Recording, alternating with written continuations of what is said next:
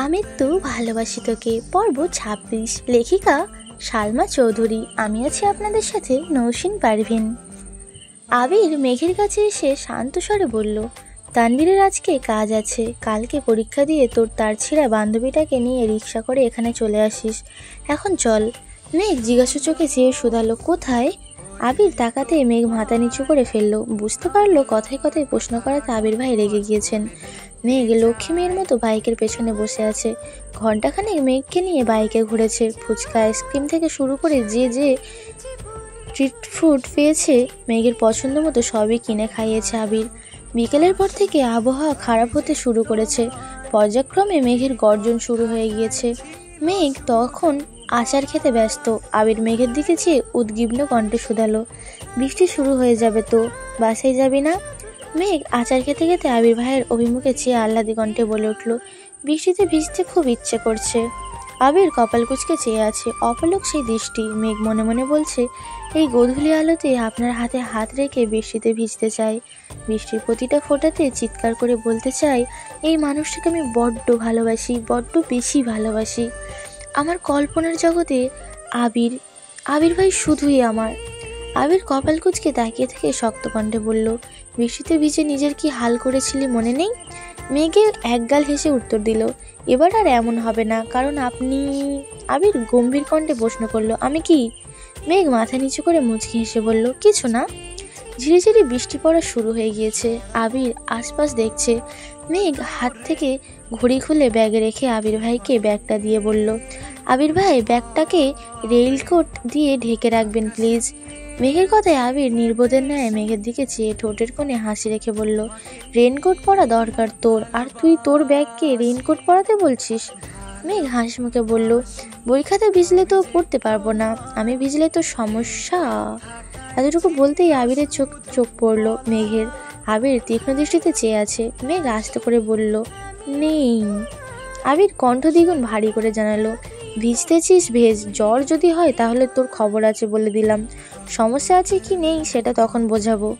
মেঘ বিড়বিড় করে বলল, আগে আপনার সাথে বৃষ্টি উপভোগ করে নিই, তারপর প্রয়োজনে জ্বর সর্দি উপভোগ করে নেব। বৃষ্টি বাড়তে শুরু করেছে, মানুষ ছোটাছুটি করছে। আবির আর মেঘ দাঁড়িয়ে মানুষের ছোটাছুটি দেখছে। এক সময় বাড়ি বর্ষণ শুরু হয়েছে। দুজনের সর্বাঙ্গ ভিজে একাকার অবস্থা, কিন্তু কেউ যেন এক চুল নড়ছে না। মেঘ আকাশের পানে মুখ করে চোখ বন্ধ করে বৃষ্টি উপভোগ করছে, আর আবির সেই মায়াবী মুখের অভিমুখের ন্যায় নেশাক্ত চোখে তাকিয়ে আছে। চেয়ে আছে ঠোঁটের কোণে এক চিলতে হাসির ঝলক। মেঘ আকাশের পানে চেয়ে মনে মনে কত কিছু চেয়ে ফেলেছে, তা আবিরের অজানা। মেঘের খুব ইচ্ছে করছে আবির ভাইয়ের হাতে হাত রেখে বৃষ্টিতে হাঁটার, কিন্তু আবির ভাইয়ের হাত ধরার সাহস তো ছোট্ট অষ্টাদশীর এখনো হয়নি। তারপর ভাবলো, পাশাপাশি হাঁটতে পারলেই মনে শান্তি লাগবে। মেঘ কিছু সময় পর স্বাভাবিক হয়ে বলেছে। তৎক্ষণাৎ আবির দৃষ্টি সরিয়ে কিছুটা নড়ে চড়ে উঠল। মেঘ আবিরের দিকে চেয়ে আহ্লাদি কণ্ঠে বলল, চলুন না হাঁটি। মেঘের কথা শুনে আবির সহসা দু কদম এগিয়েছে। মেঘ তখনও আগের জায়গাতেই দাঁড়িয়ে আছে। আবির নিজের বাম হাত বাড়িয়ে বলল, হাতটা ধর, না হয় কখন আবার বৃষ্টিতে পা পিছলে পড়ে যাবি। কথাটা বলতে দেরি হয়েছে, কিন্তু আবিরের হাত খপ করে ধরতে এক সেকেন্ড দেরি করেনি মেঘ। এমনভাবে হাত আঁকড়ে ধরে দেখে আবির সামনের দিকে চেয়ে মুচকি হাসলো। অষ্টাদশী তো জানে না এই আবিরের মনে অষ্টাদশীর চেয়েও হাজার গুণ বেশি প্রেমানুভূতি সর্বক্ষণ বিচারণ করে। 24 ঘন্টা আবিরের মাথায় শুধু মেঘই ঘুরপাক খায়। অষ্টাদশী কিভাবে কি চায় সবই আবির বুঝতে পারে, তবে কিছু প্রকাশ করে, কিছু অপ্রকাশিত রাখে। রাজপুত্র আর রাজকন্যার হাতে হাত রেখে পাশাপাশি হাঁটছে। আবিরের দৃষ্টি সামনের দিকে থাকলেও মেঘের সম্পূর্ণ দৃষ্টি আবিরের নিবদ্ধ। ঠোঁটের কোণে লেগে থাকা হাসি যেন সরছেই না, বরং ক্রমে ক্রমে বেড়েই যাচ্ছে। মেঘের বুকের ভেতরে থাকা সুপ্ত ভালোবাসাগুলো কোনো বাধা মানতে চাইছে না।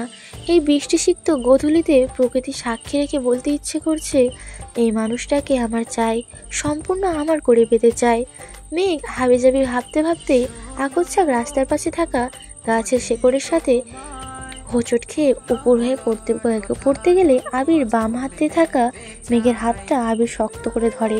সহসা ডান হাতে মেঘের পেট বরাবর আঁকড়ে ধরল। কয়েক সেকেন্ডের জন্য মেঘের মনে হয়েছিল পৃথিবীটা বুঝি থমকে গিয়েছে। আচমকা হোঁচট খাওয়ায় মেঘের স্বাভাবিক হতে কিছুটা সময় লেগেছে। নিজের উদরে আবির ভাইয়ের শক্তপোক্ত হাতের ছোঁয়া বুঝতে পেরে মেঘ বিস্ময়ে চোখে উদরে রাখা হাতের দিকে চাইল। বৃষ্টিতে ভিজে পরনের সুতি জামাটা আগে থেকে গায়ের সাথে মিশেছিল। আবির ভাই জামার উপর দিয়ে ছোঁয়ার পর মেঘের মনে হচ্ছে উন্মুক্ত উদরে হাত রেখেছে আবির ভাই। মেঘের সর্বাঙ্গ শিহরিত হলো। বুকের ভেতরে থাকা হৃৎপিণ্ডটা বাইরে বেরিয়ে আসতে চাইছে। মেঘের নিঃশ্বাস গলায় আটকে যাচ্ছে। হোঁচটের ফলে পায়ের বৃদ্ধাঙ্গুলের কোণা উঠে রক্ত বের হচ্ছে। স্নায়ুতন্ত্রে ক্রমাগত সিগন্যাল দেওয়ার ফলে মেঘ বুঝতে পারে। উফ করে উঠল। নিজেকে কন্ট্রোল করে মেঘ দাঁড়িয়ে পায়ের দিকে যাওয়ার আগে ব্যথা বুঝতে পেরে ঠোঁট ফুলিয়ে কান্না শুরু করে দিয়েছে। আবির সঙ্গে সঙ্গে বসে পড়লো আঙুলটা দেখতে। রক্ত যা বের হচ্ছে সবই বৃষ্টির পানিতে ধুয়ে চলে যাচ্ছে। পকেট থেকে একটা ওয়ান টাইম ব্যান্ডেজ বের করে আপাতত আঙুলে পেঁচিয়ে দিল। আবিরের ছোঁয়াতে পায়ের ব্যথা সারলো কিনা কে জানে। মেঘের মনের ব্যথা যেন 1 সেকেন্ডেই সরে গিয়েছে। মেঘ বাকরুদ্ধ হয়ে চেয়ে আছে। তার চোখ দিয়ে শুধু পানি পড়ছে। আবির দাঁড়িয়ে দুহাতের উল্টো পিঠ দিয়ে মেঘ গাল বেয়ে পড়া চোখের পানি তার সাথে বৃষ্টির পানি মুছে দেওয়ার চেষ্টা করলো। তারপর আবির তপ্ত স্বরে বলল, এত সামান্য ব্যথা এভাবে কাঁদলে হবে? তৎক্ষণাৎ মেঘের ফুপানো বন্ধ হয়ে গিয়েছে। মেঘ কিছু বলার আগে আবির আচমকা মেঘকে কোলে তুলে নিল। মেঘের চোখ কোটর ছেড়ে বেরিয়ে আসতে চাইছে। নিজেকে সামলাতে সহসা এক হাতে আবিরের শার্টের বোতাম সহ কিছুটা অংশ চেপে চোখ বন্ধ করে ফেলেছে। রাস্তার দুপাশে বড় বড় গাছ। বৃষ্টিতে ভেজা পিচ ঢালা রাস্তায় মেঘকে কোলে নিয়ে আবির হাঁটছে। কিছুটা সময় পর মেঘ চোখ খুলে বৃহৎ চোখে আবিরের শ্যামবর্ণের চেহারা চেয়ে আছে। আবিরের চুলে নাকে মুখে গালে পড়া বৃষ্টির ফোঁটায় কিছুটা মেঘের মুখেও ছিটে পড়ছে। মেঘ ধীর কণ্ঠে বলল, নামিয়ে দেন, আমি যেতে পারবো। আবির ভাইয়ের এভাবে কোলে তুলে নেওয়াতে মেঘের সর্বাঙ্গের কারেন্ট লাগছে। কারেন্টের শক খেয়েছে। এই মানুষটার কাছাকাছি আসলেই যেখানে মেঘের হৃৎপিণ্ডের ধুকপুকানি বেড়ে যায়, সেখানে এভাবে কোলে তুলতে তার সব কিছু যেন এলোমেলো হয়ে যাচ্ছে। তাই মন না চাইতেও আবিরকে বলল নামিয়ে দিতে। আবির নিরেট কণ্ঠে বলল, চুপ করে থাক। মেঘ নিশ্চুপ হয়ে আবির ভাইয়ের দিকেই দেখছে। ধমক খেয়ে মন খারাপ হওয়ার বদলে তার মোটেও কষ্ট হলো না। ঠোঁটে মিষ্টি হাসি লেগে আছে। কিছু দূর যাওয়ার পর একটা চায়ের দোকানের কাছে গিয়ে পিচ্চি ছেলেকে ডেকে বলল চেয়ার দিতে। খোলা আকাশের নিচে ছেলেটা চেয়ার দিল। আবির মেঘকে বসাতেই মেঘ বলল, আপনি তখন না ধরলেন, পরে নিশ্চিত আমার মাথাটা ফাটবে। আবির শক্ত কণ্ঠে জবাব দিল, এত সহজে তোর কিছু হতে দেব না। পরিস্থিতি যতই বেসামাল হোক, আমি ঠিকই তোকে সামলে রাখবো। এই কথা শুনে মেঘ বিস্ময় চোখে আবির ভাইয়ের পানে চেয়ে আছে। কথার গভীরতা ঠিক কতটা সেটা বুঝতে না পারলেও কথাটা তার খুব মনে ধরেছে। বৃষ্টি কিছুটা কমে এসেছে। আবির শান্ত কণ্ঠে বলল, চা খাবি? মেঘ ঘাড় কাত করে সম্মতি দিল। বেশি করে আদা কুচি দিয়ে 2 কাপ লিকার চা দিয়ে আসছে। 1 কাপ মেঘকে দিয়ে আবির কিছুটা দূরে দাঁড়িয়ে চা খাচ্ছে। মেঘ চা খাওয়ায় মনোযোগ দিল। বৃষ্টিতে বসে এভাবে চা খাওয়া এটাই জীবনের প্রথমবার। বৃষ্টির ছোট ছোট ফোঁটা চায়ে পড়ছে আর মেঘ আপন মনে চা খাচ্ছে। হঠাৎ মেঘের অভিমুখে আবির কেমন করে চাইলো। আবির মিহি কণ্ঠে ডাকলো, মেঘ। আচমকা আবির ভাইয়ের সুমধুম কণ্ঠে নিজের নাম শুনে মেঘ বরফের ন্যায় জমে গেল। আবিরের তপ্ত দৃষ্টি মেঘের হৃৎপিণ্ডের ক্রমাগত ছুরি চালাচ্ছে। এই বুঝি ছোট্ট অষ্টাদশীর প্রাণটা দেহ ছেড়ে বেরিয়ে যাবে। মেঘ কাঁপা কাঁপা জবাব দিল, জি। আবির তখনও শীতল চাউনিতে মেঘের মুখের দিকে তাকিয়ে থাকে। কয়েক সেকেন্ড পর প্রগাঢ় কণ্ঠে শোধালো, যদি কখনো এমন হয় তোর জীবনের সবচেয়ে প্রিয় 2টা জিনিস থেকে যে কোনো একটাকে বেছে নিতে বলা হয়, তখন তুই কি করবি? আবির ভাইয়ের বলা এত কঠিন কথার মানে মেঘ বুঝতে পারছে না। কপাল গুড়িয়ে আবির ভাইয়ের দিকে চেয়ে কথাটা বোঝার চেষ্টা করছে। আবির কণ্ঠ খাদে নামিয়ে পুনরায় প্রশ্ন করলো, পারবি তো একটাকে বেছে নিতে? মেঘ নির্লিপ্ত চোখে তাকিয়ে আছে। মেঘের মাথায় হাজারটা চিন্তা ঘুরপাক খাচ্ছে। আবির ভাই তাকে এমন করে কেন জিজ্ঞেস করছে? উনি কোথাও গেলে তো আমার পছন্দের সব জিনিস না চাইতেও নিয়ে নেন, বেছে নিতে দেন না। তাহলে কি এমন জিনিস যা একটা বেছে নিতে হবে? মেঘের নিরুত্তর পরিস্থিতি দেখে আবির মনে মনে বলল, যেদিন তুই দুটা প্রিয় জিনিস থেকে একটা বেছে নিতে পারবি, মন শক্ত করে বলতে পারবি এটাই আমার লাগবে, সেদিন তোকে এই প্রশ্নটা দ্বিতীয়বার করব। আবির গলা খাকানি দিয়ে বলল, বাদ দে সব, আরেক কাপ চা দিতে বলছি, তুই চা খা, আমি বাইকটা নিয়ে আসি। আবির আশপাশ দেখে চায়ের টাকা দিয়ে আরেক কাপ চা দিতে বলে বাইক আনতে চলে গিয়েছে। ডাক্তার দেখিয়ে ঔষধ নিয়ে মেঘকে বাসার সামনে নামিয়ে দিল। বরাবরের মতো মেঘ আজও প্রশ্ন করলো, বাসায় আসবেন না? আবির মৃদু হেসে উত্তর দিল, আসবে একটু পর, তুই সাবধানে রুমে যাস, আঙুলে চাপ যেন না পড়ে। মেঘ ধীর পায়ে হেঁটে বাড়িতে ঢুকে গেল। আবির চলে গেল অজানা গন্তব্যে। আজ মেঘ ইচ্ছে করে একটু সাজুগুজু করছে, চোখে গাঢ় করে কাজল দিল, হালকা গোলাপি রঙের রঞ্জন লাগিয়েছে ঠোঁটে। আবির ভাইয়ের পছন্দের রং অনুসরণ করে একটা সাদা রঙের ড্রেস পরেছে, সাথে সুন্দর হিজাবও পরে নিয়েছে। হুটহাট আবির ভাই কোচিনের সামনে চলে আসে। বিদায় সে সাদামাটার ঘুরে, তবে আজ আবির ভাইয়ের সাথে ঘুরবে এটা সে আগে থেকেই জানে, তাই সেজেছে। পরীক্ষা শুরুর আগেই বন্যাকে বলেছে তানভীর ভাইয়া ট্রিটের কথা, তবে বন্যা কোনোভাবেই রাজি হচ্ছিল না। মেঘ জোর করে রাজি করিয়েছে। যথারীতি পরীক্ষা শেষে দুই বান্ধবী রিক্সা করে নির্দিষ্ট জায়গাতে চলে এসেছে। আবির আর তানভীর আগে থেকে দাঁড়িয়েছিল।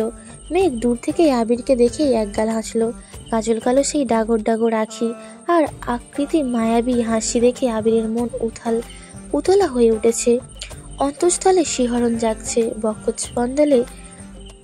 বক্ষস্পন্দন জোরালো হচ্ছে। আবির ঢোক গিলেছে, স্বাভাবিক হওয়ার চেষ্টা করছে, কিন্তু তার দৃষ্টি যেন সরছেই না। আবিরের অশান্ত মনকে শান্ত করার সফল ক্ষমতা বিলীন হয়ে গিয়েছে। আবির মনে মনে বিড়বিড় করে বলছে, আমার ধ্বংসই করতে কেন উঠে পড়ে লেগেছিস?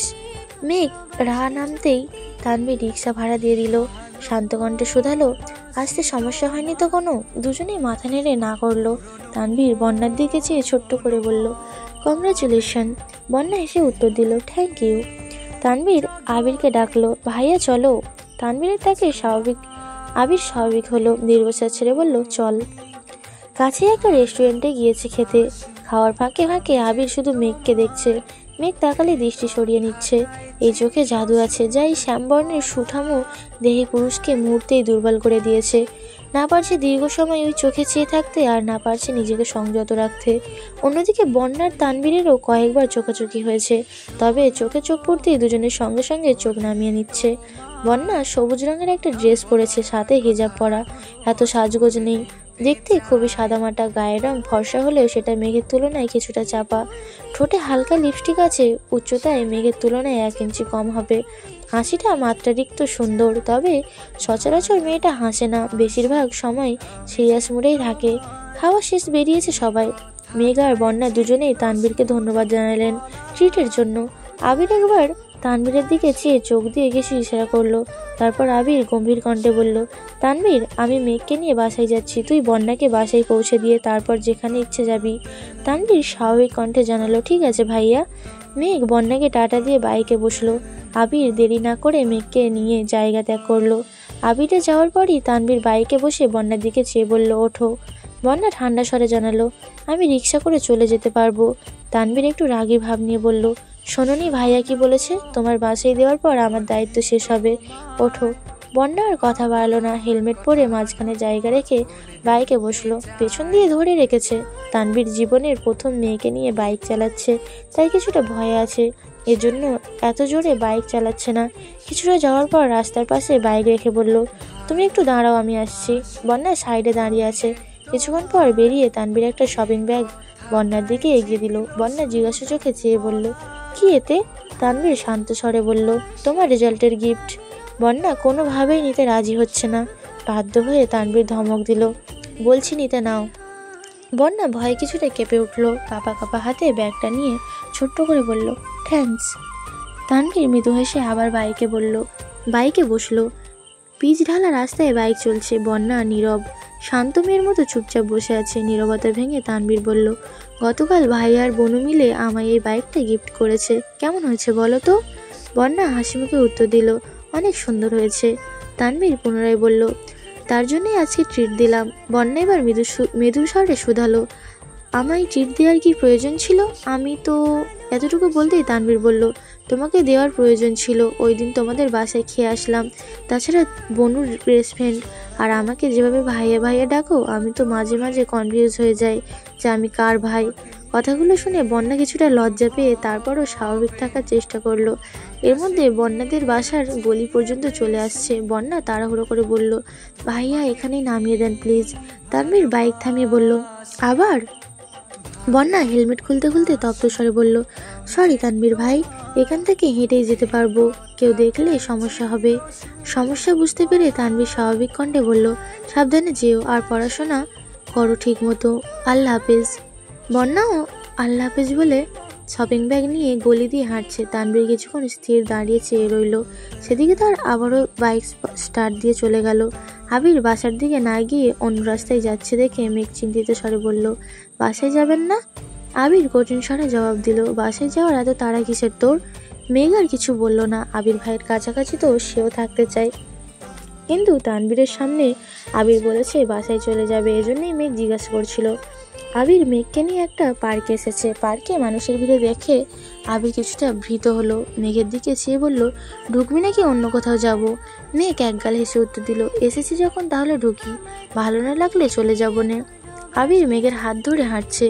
মেঘ আশেপাশে তাকাচ্ছে আর বারবার আবির ভাইয়ের শক্ত করে ধরে রাখা হাতের দিকে তাকাচ্ছে। এমনভাবে হাত ধরে রেখেছে যেন ছেড়ে দিলেই তার প্রেয়সী হারিয়ে যাবে বহু দূরে। মেঘ সেই হাত ধরা দেখে গতকালের ন্যায় বারবার লজ্জায় আড়ষ্ট হচ্ছে।